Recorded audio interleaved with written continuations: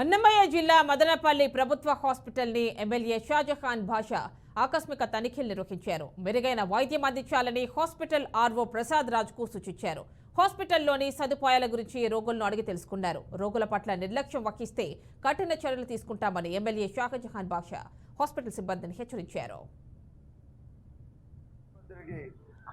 Visit చేసిన సందర్భంలో ఇక్కడ ఉన్న సమస్యల పట్ల ఎవరైతే కాంట్రాక్టర్ ఇక్కడ పనిచేస్తున్నారో contractor quality of work zero, ఏమాత్రం క్వాలిటీ స్టాండర్డ్స్ లేదు.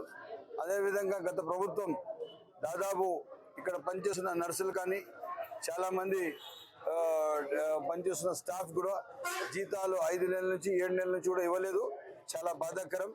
ఇదే కాకుండా వసతులు చాలా తక్కువ ఉన్నాయి. 80 మంది నర్సులు ఉన్న హాస్పిటల్లో 23 మందికే పరిమితం చేసినారు. ఇది జరగదు. ఎందుకంటే ఇప్పుడు మెడికల్ కాలేజ్ కూడా అటాచ్మెంట్ అయింది. మెడికల్ కాలేజ్ నామ్స్కి సరిపోయే విధంగా హాస్పిటల్ పూర్తిగా డెవలప్ కాలేదు. షీట్స్ కింద ఇది పిఓపి చేపించేసింది, అది హాస్పిటల్కి పెద్దగా ఇచ్చేస్తా ఉన్నారు బిల్డింగ్. అది మంచిది కాదు. దాంట్లో కావాల్సినంత మనుషులకు వేడి సెగ ఉంటుంది. ఇది మంచి పద్ధతి కాదు. తప్పకుండా దీనికి ఫుల్ ప్లెడ్జ్గా పూర్తి వ్యాక్యూమ్ పూర్తి కావాల్సినంత వసతులు కల్పించే బాధ్యత మాది. ప్రభుత్వం బాధ్యత తీసుకుంటుంది. ఈ గత ప్రభుత్వం నిర్లక్ష్యం వల్లనే ఈరోజు హాస్పిటల్ సరిగ్గా నడవలేకపోతుంది. దాదాపు ఒక రోజుకి 1200 మంది ఓపీడీ పేషెంట్స్ వస్తున్నారు. అదే కాకుండా 400 పైచిలకు దాదాపు గైనిక్ డెలివరీస్ అవుతున్నాయి.